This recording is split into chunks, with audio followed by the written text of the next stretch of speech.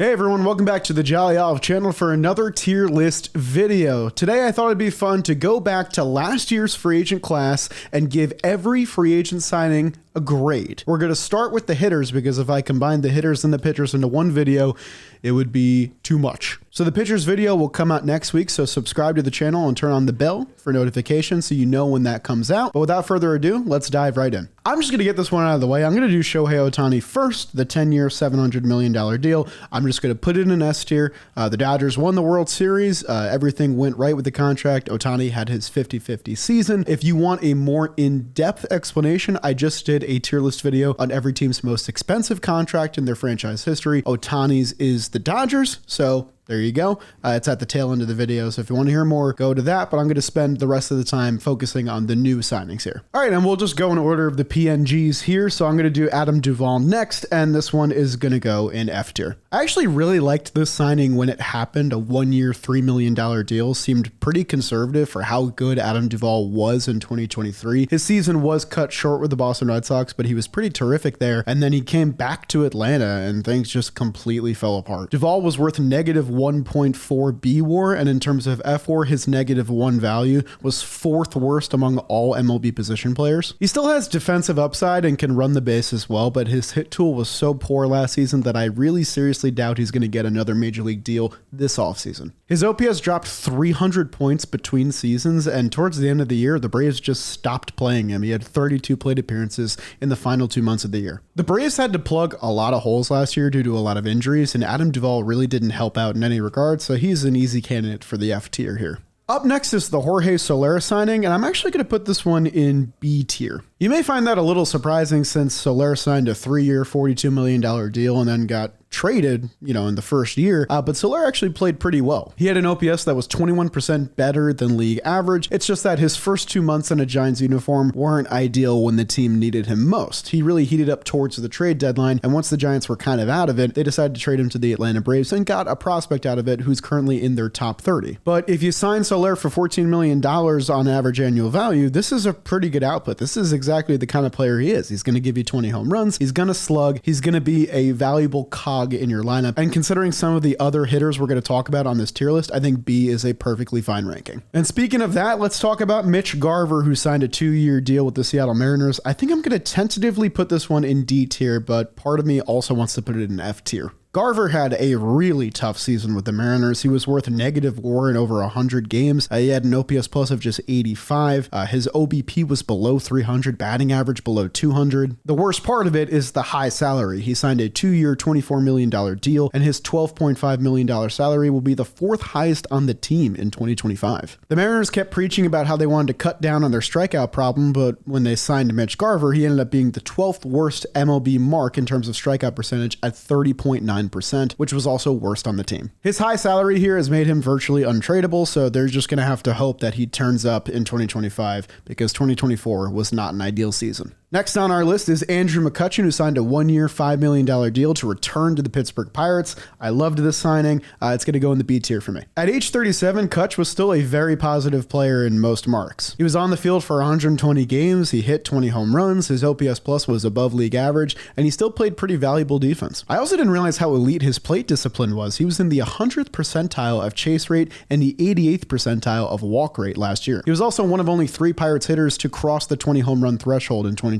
Also, outside of the statistical reasons, bringing Kutch back was a move that I think every baseball fan was a fan of, and he still expressed interest in playing again in 2025, so hopefully we get another reunion. It's hard to put Kutch anywhere higher than the B tier on this list, but in terms of the money spent, the return on investment was great for the Pirates, which is not a sentence I say a lot when I talk about Pirates offseason moves. Up next, we have Matt Chapman and the San Francisco Giants, and this one is going to go in the S tier for me. This was another late stages signing for the San Francisco Giants, but this one really worked out. When we look back on the initial 3-year, $54 million deal that he accepted, it's hard to imagine why he got such a low offer. Chapman had a 7-WAR season. His OPS was 25% better than league average. He clubbed 27 bombs, and of course, he played elite platinum glove level defense at third base. The These were his best offensive marks in 5 years since his real breakout MVP campaign season in 2019. He cut down on the strikeouts as well, and with Buster Posey taking control of the Giants front office, they were able to get an extension done, and now Matt Chapman will be a Giant for the foreseeable future. That probably doesn't happen if they don't sign him to this free agent deal. When I think of the best players on the San Francisco Giants, Matt Chapman is now at the forefront of my brain. He's going to go in the S tier. Up next is Rhys Hoskins' 2-year deal with the Milwaukee Brewers. This one was a little tough for me. I'm going to put it in the C tier. If I had told you at the beginning of the season that Rhys Hoskins was going to play 130 games, hit over 25 home runs, I think you'd take that considering he was coming off an ACL tear. But a lot of the parts of Rhys Hoskins' game have really dwindled post-injury. He was 10th percentile or lower in both outs above average and sprint speed at first base at just age 31, which means he's going to profile as a DH. He also had the highest strikeout rate on the team at 28.8%, which was tied for 6th lowest in MLB. He still has that home run tool, but he's not doing much else outside of that in his offensive profile, which is why he landed at about a league average OPS plus and negative WAR on the season. This contract is also probably way too expensive for Milwaukee's liking, a very conservative spending team. He's going to be owed $12 million next season with a $4 million buyout if the Brewers want to get out of it in 2026. So he's going to be here for a little bit. I don't think he was as much of a negative as the two guys currently ranked below him, and the Brewers definitely needed a legitimate first baseman option for 2024. You just wish that you got a little bit more offensive production out of Rhys Hoskins, which can still happen in 2025. Up next, we have Teoscar Hernandez, who took a 1-year deal with the Los Angeles Dodgers, one of the easiest S tiers on this entire list. A year after leading MLB in strikeouts with the Seattle Mariners, Teoscar decided to bet on himself and take a 1-year contract with the Dodgers and got a World Series ring out of it. Outside of that, though, he was also a 4-WAR player, nearly had 100 RBIs, had an OPS that was 37% better than league average, and also set a career high with 33 home runs, which ranked 5th among all MLB outfielders. The strikeouts were still an issue, but Teoscar's just a fantastic hitter that it didn't really matter, especially when he was guarded in a potent Dodgers lineup. We don't know where he's landed in free agency yet. My guess is he probably goes back to the Dodgers, but he's going to get a much larger payday this time around. So in terms of the low commitment, low AAV, production that Teoscar got out of it, and his eventual reward with a new contract this offseason, all accounts point to this being an S tier ranking. Now let's go to the opposite end of the spectrum with Jeimer Candelario's 3-year deal with the Cincinnati Reds, and this one is an easy F tier for me. I was honestly really surprised when the Reds decided it was a good idea to give Jeimer Candelario $45 million. He did have a great 2023 season, but his track record was so inconsistent up to that point that it felt like a very dangerous signing in my opinion. Candelario finished the year with negative WAR. He missed 40 games towards the end of the year with a broken toe and finished below league average offensively. He was in the bottom 10 of all qualified players last year with a negative 0.4 FWAR, and he's going to be owed $16 million next year, which is more than he was owed the previous year. So I think the Reds are going to be actively looking for a way out of this contract to hopefully free up some of that money, but as long as he's here, it's going to be an F tier for me. Up next is Cody Bellinger's 3-year deal with the Chicago Cubs, which I guess it's with the New York Yankees now. And this one's going to go in the C tier for me as well. You may be surprised by that because Bellinger wasn't a bad player last year by any means. He was a 2-WAR player. He was 10% better than league average offensively. He came close to another 20 home run season. He was a plus player. It's just the salary that he was getting paid was more so akin to his 2023 output. A year after people were wondering if he was going to get this massive 7-year, 8-year payday, the Cubs have already traded Cody Bellinger to a new team. They did get out of much of the remaining salary. They're only responsible for $5 million left of the $52.5 million, assuming that Cody Bellinger opts into the third player option, which I think we all think he will. But it's just a shame because he got paid for that 2023 resurgence and was still a solid player in 2024, just with far too high of a price tag in my opinion. If we're just judging this solely on Cody Bellinger's quality of play, I think he goes in the B, maybe even the A tier, but because he had that $25 million salary, he's going to go in the C tier. Up next is Lourdes Gurriel's 3-year extension with the Arizona Diamondbacks. This one is also going to go in the B tier for me. Really like the signing for both sides. The years and the amount of money I thought were super team-friendly for Arizona and super rewarding for Gurriel. Gurriel was a 3-WAR player in 2023 and a 2-WAR player in 2024, but still a very positive player in the D-backs lineup. He had 18 home runs, played in over 130 games, and had an OPS plus of 109. The D-backs gave him the option to bet on himself if he wanted to opt out after 2025, while also protecting themselves at the back end with a $14 million team option. So this was just a job well done by GM Mike Hazen, protecting himself and rewarding a player that helped them get to the World Series a year prior, and now the Diamondbacks have one less spot to worry about in their lineup. Sure, you'd like to see those offensive numbers tick up just a little bit, but for $14 million of average annual value, I think Lourdes Gurriel is a steal. Before we get to our next player on the tier list, I gotta thank the Draftking Sportsbook for sponsoring today's video. There's no baseball to watch right now, but you can grab your favorite team's jersey and some snacks and head to the couch for another Sunday of action-packed football. Get even closer to the action every Sunday with our partners at the Draftking Sportsbook. Right now, all new customers who bet $5 on any wager can win $150 in bonus bets if that bet cashes with promo code OLIVE. It's a sweet deal, so download the Draftking Sportsbook app now, bet $5 on any wager, and win $150 in bonus bets with promo code OLIVE. Thank you to them for sponsoring today's video, and now let's get back to the tier list.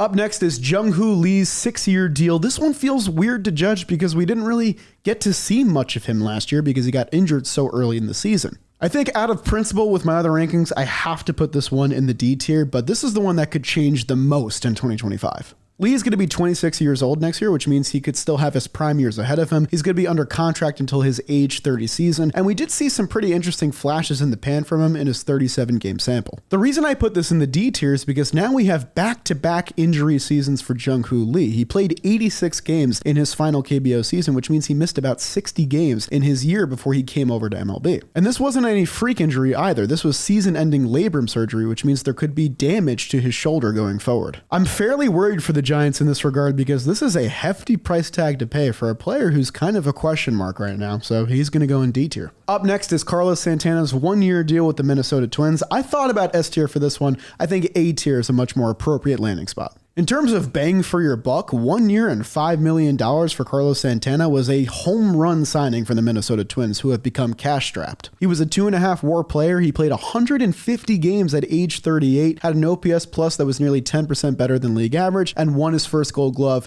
which should have been like his 5th Gold Glove. Despite being the oldest player on the same team as, Carlos Correa, Byron Buxton, very talented players, Santana led the Twins in home runs, RBIs, and walks in 2024. Carlos Santana has been a beacon of consistency forever. He's one of my favorite players in baseball. I was thinking about putting him in S tier, but in terms of the talent separating these two tiers, I think it's appropriate that he ends up in the A tier. Up next is Isaiah Kiner-Falefa's multi-year deal with the Toronto Blue Jays, and I think this one is going to end up in C tier. This is another one like Cody Bellinger where it's less an indictment of the player and more so the contract and how it was handled. I was shocked to see that IKF ended the year as a 3.5 WAR player who is nearly league average offensively while playing multiple positions. The things that IKF does well, he did very well in 2024. He played the field well, didn't strike out a ton, and didn't whiff a ton. The problem is the high price tag. I was shocked when IKF got a multi-year deal worth $15 million considering his previous resume. The Toronto Blue Jays had a very messy offseason. This was one of the contracts that they traded themselves off of,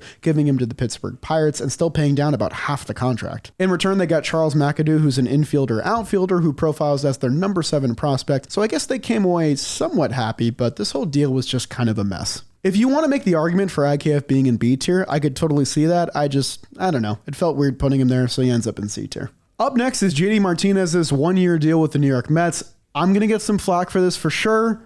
I'm putting it in the B tier, and I want to explain. You're going to look at the end of your stats here and say, why the hell is this in B tier for a solo DH? A guy who was barely above league average offensively, missed a quarter of the season. And the simple answer here is that JD Martinez had an absolutely awful slump to end his September, which tanked all of his numbers, and he was very influential to the Mets clubhouse and young hitters. If you look at his percentile rankings, he still ranks well in terms of hard hit percentage, barrel rate, average exit velocity, all the stuff you like out of your DH. And for May and June, when the Mets began their turnaround, JD Martinez was the best hitter in the lineup. He was absolutely integral to them turning their season around. His 0 for 33 stretch in September really tanked all of his stats, but it's hard to imagine the Mets making any turnaround without JD Martinez's presence. Up next is Justin Turner's 1-year deal with the Toronto Blue Jays. This one might also be controversial, but I'm also going to put this one in the B tier. Turner was another Toronto Blue Jays signing that was traded mid-season, but for his part, he hit well on both teams. Turner finished his age 39 season only missing missing about 20 games on the year and slashing an OPS that was 14% better than league average. Turner has been a beacon of consistency. He's played in over 125 games 4 straight years with double-digit home runs every year. And when he got to Seattle, he was the offensive spark plug they needed for that brief moment where we thought they were going to turn it around and then didn't. The sentiment is kind of the same with Turner and Martinez. They're both mercenary for higher DHs at this point in their career, and honestly, I could see them both getting contracts for the 2025 season. Up next is Jurick Profar's 1-year, $1 million deal with the San Diego Padres, and this was a slam dunk for the S tier. In terms of pure value for your signing, this is probably the best mark on the entire list if you're not counting Ohtani's deferred money. In his return to San Diego, Profar put up career highs in plate appearances, wins above replacement, home runs, runs batted in, every mark of his triple slash line, OPS, OPS plus, made his first All-Star team, won his first career Silver Slugger, just did everything he possibly could to have a breakout season at age 31. Profar was a top 7 player in terms of F4 and weighted runs created plus in MLB as well. And one of the most interesting stats that I've discovered in terms of Profar is his numbers with San Diego are absolutely fantastic on his career. And when you compile his numbers with other teams, they're absolutely dreadful, which makes me think I don't think he's going to leave. For all the talk of San Diego having no outfielders going into the 2024 season, the fact that they got Jackson Merrill's rookie year and that caliber of season from Profar for just $1 million makes this S tier. Up next is Jocko Peterson's 1-year contract with the Arizona Diamondbacks, and this one is going to go in A tier for me. Now, it's no secret at all that the Diamondbacks paid $12.5 million for a one-tool player, but that one tool is awesome. Jock's not going to play the field and he's not going to hit against left-handed pitching, but it doesn't matter when his OPS is 908, which is 51% better than league average. He had the 4th highest on-base percentage of any MLB hitter last year with at least 400 plate appearances, and also ranked in the top 15 for slugging percentage and OPS. This dude absolutely flat out mashed, and any team that struggled against right-handed pitching last year needs to have him on their list. The only reason he's not an S-tier player is because he has just that one tool. He can't really provide you any defense, doesn't run very well, and can't hit against lefties, but that one tool might just be the best in MLB.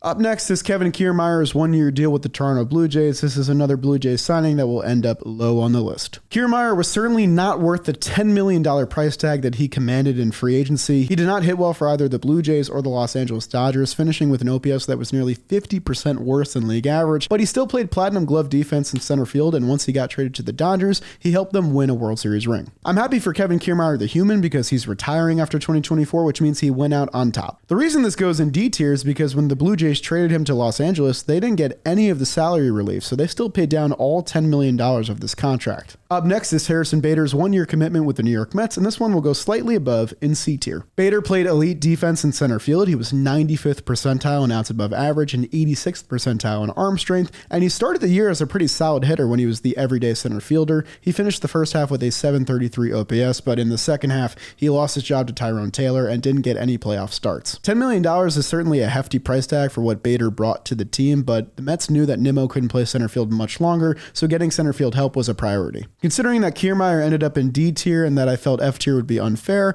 it's hard to put Bader on the same level, so he'll go in C tier. Up next is Tim Anderson's 1-year, $5 million deal with the Miami Marlins, and this is the F-est of F tiers. Tim Anderson's story is certainly a sad one. It looks like his MLB career is most likely over, and he was one of the worst hitters in baseball when he was playing every day for the Marlins. In 65 games, he compiled -1.5 WAR and had an OPS that was over 70% worse than league average. He doesn't even have the other tools of his game anymore. He was 30th percentile in outs above average at shortstop and 43rd percentile in sprint speed, so Tim Anderson quite literally brought nothing to the table, and $5 million is a lot of money to be spending on the Marlins payroll for a player like this. Up next, we have Gary Sanchez's 1-year, $3 million deal with the Brewers, and this one is pretty inoffensive. I'm just going to put it in C tier. A year after his resurgence with the Padres, Gary just kind of did his thing as the backup catcher in Milwaukee. He had 11 home runs and played subpar defense at catcher, but that mostly got masked by the great season that William Contreras had. His slugging rate actually dropped 100 points from his 2023 mark, but for $3 million, there's no real harm there. Sanchez was most likely a better option than the other backup catching options that Milwaukee had, so I have no beef with the signing. It'll go in C tier. Up next is Whit Merrifield's 1-year, $8 million deal with the Phillies. This one is going to be an F F tier for me as well. Whit Merrifield was fine on the year last year, but $8 million was way too high of a price tag to pay for his services. He's still ranked in the 90th percentile of sprint speed and went 17 of 20 on stolen bases, but this one is less about the numbers and more about the overarching symbolism of Whit Merrifield's signing. The Phillies decided to not do much in free agency at all, and Whit was their only major signing who they cut halfway through the year, and then he went to their division rival and played much better for the Braves. Last offseason was certainly a miss for Dave Dombrowski, and this is a big reason why. Up next is Joey Gallo's one-year deal with the Nationals. This one's also going to go in F tier. Tough look for the NL East right now. He had the worst batting average among all MLB qualified hitters with at least 250 plate appearances and the second worst strikeout rate, so he's still the same guy he's been. His OPS dropped over 100 points between season, dropping from a league average rate in 2023 to what we got in 2024. Next up is Hunter Renfro's 2-year deal with the Kansas City Royals, and this one's going to go in D tier for me. Renfro was worth 0 WAR and didn't really do some of the things that he does well, which is slug. He had a slugging percentage under 400 for the first time in a full season in his entire career. He still had that elite arm in right field, but didn't provide much else to the Royals, who ended up making the playoffs in spite of it. The cost-efficient Royals have Renfro as the 5th highest salary currently on the team, but he's 30th on the team in terms of wins above replacement at 0. This one didn't go in F because it's a 2-year contract, so Renfro could have a better 2025, but 2024 was not a season to write home about. Last up is the only minor league contract on the entire list, which was Jesse Winker's pact with the Washington Nationals. This one's going to go in A tier for me. I was a year too early on Jesse Winker's bounce back. I thought him and the Brewers were a nice fit. Instead, the minor league deal, which ended up being worth $2 million with the Nationals, was far better. Winker displayed elite plate discipline. He was 96th percentile in chase rate and walk rate. His 12.4 walk percentage was 6th in MLB among all hitters. The Nationals also got a pretty valuable pitching prospect out of him, number 25 in the Mets system, Tyler Stewart, and when he came over to the Mets, Winker was clutch for the Mets in the playoffs. He hit .368 with an OPS above 1,100 in 10 playoff games. Coming into the year when many had questions if he would ever play at the MLB level again, it's nice to see Jesse Winker this high on the list. And that'll do it for my tier list ranking of last year's free agent hitter class. Let me know if you disagree with any of these picks, and make sure you subscribe to the channel if you enjoyed this video. Tune in next week. We'll be doing the pitcher side of things, which will be a beefier and more contentious list, so stay tuned for that. That'll do it for me though, and I'll see you guys next time.